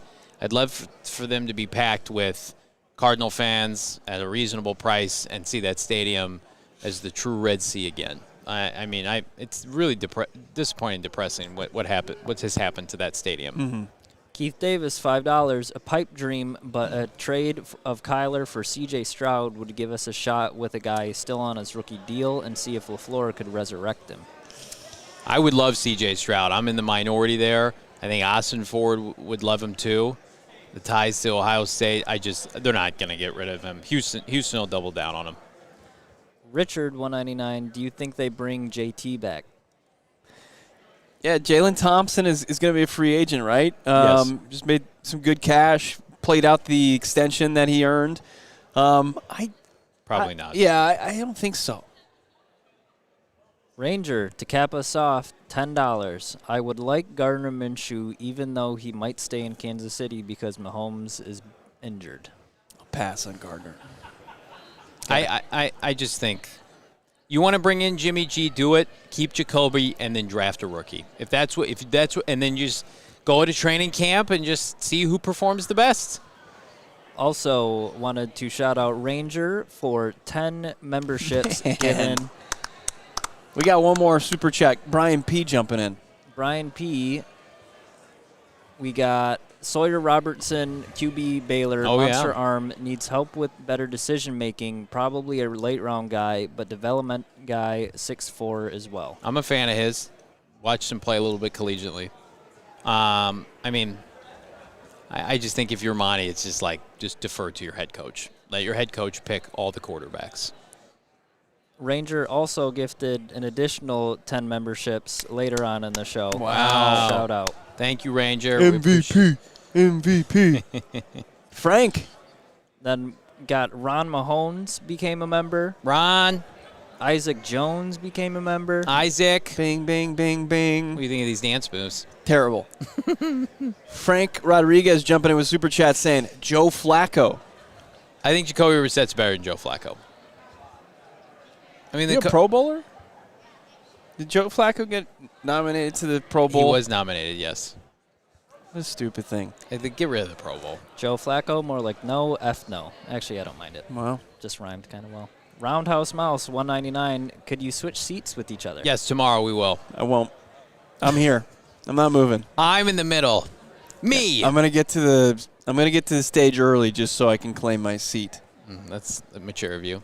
You go back to the couch. Get your butt to the couch, sir. What a day. Yeah. What a couple shows to kick off the week. We have some interviews that we are keeping secure until we make them public. You're just going to watch them for yourself? You know, maybe we'll release them, maybe we won't. Some of them are going to drop mañana morning, video on demand. So it's so imperative. Please, please, please subscribe to the YouTube page. Yes. So you get those videos. Cardinals-specific videos. We got Matt Harmon from Yahoo Sports. It's going to be talking about how the Cardinals are likely going to rehabilitate MHJ under Mike LaFleur. So fired up of all the content. I'm going to tease a couple guests for later this week. Okay? Okay. May talk to Will Hernandez tomorrow. Ooh. Going to talk to Mijo. Going to talk to Kurt Warner on Thursday. Cooper DeJean is going to stop by later this week as well. We're hoping maybe to talk to Fred Warner tomorrow. There's a couple irons in the fire. Yeah. Mike Garafolo is going to stop by, hopefully. We're going to ramp. Albert Breer's opened the floodgates to what I like to call the big fish. Can't wait for it. Make sure you subscribe. Make sure you like this video. Noah's telling me what else we got. Carpfish, $4.99. Cade Klubnik would be my choice, as 2024 was awesome, and that whole Clemson team took a step back in 25. Let Jacoby start, and he'll develop. LOL. I selfishly just hit on a mid-round quarterback. Easier said than done. This franchise, this fan base is due for that. That they get their own Russell Wilson, Dak Prescott in the middle rounds. I have no issue with this team taking whomever they want after round one. Do whatever you want. Tyler Shuck looked like ass in the preseason last year, and I was like, Louis Riddick, what have you done? And he's the one laughing today. So, rip it, Cardinals. Unbelievable show out here on Radio Row. We have another one? Just wanted to shout out Shaft. He sent a super chat way early in the show, yeah. But because it was early, we can't see it. But thank you, Shaft. Thank you, Shaft. Yeah. We appreciate you, my guy. I love it. Love it from the energy from the chat as you guys have brought it the entire off season. Following a trying season, things are on the up and up around here. Can't believe we're saying that. It was a good day to be a Cardinal fan. It was a good day, a great day to be out here on Radio Row with all of our friends like Albert Breer, frenemies like Bo Brack. Bringing up my order again. Did you take a picture of me doing that last night? I did. I think I did put it in Discord. We're going to be out at the media party tonight. You want to be with us? Yeah, you got to go sign up, become a diehard right now. Go PHNX.com, and you can join us at the Super Bowl media party. We're going to have all the hijinks from that. What we're going to be throwing down, what we're going to be eating, all the fun we're going to have, Noah. This is 60% off diehard Super Bowl discount. Let's go. Well. Let's go. Become a diehard. You're basically buying a T-shirt and you get the diehard membership. Bada bing, bada boom. You can't lose. You can't lose. Please, please, please subscribe to PHNX Sports, Bo. That's right. Follow from the Beat account immediately, and some love on social media from Johnny, myself. But thank you to everybody who made this show so special. Big thanks to our guy Matthew Barry and Albert Breer. We've got more great guests on tap tomorrow right here on PHNX Cardinals. We'll talk to you then. Have a great rest of your Tuesday. We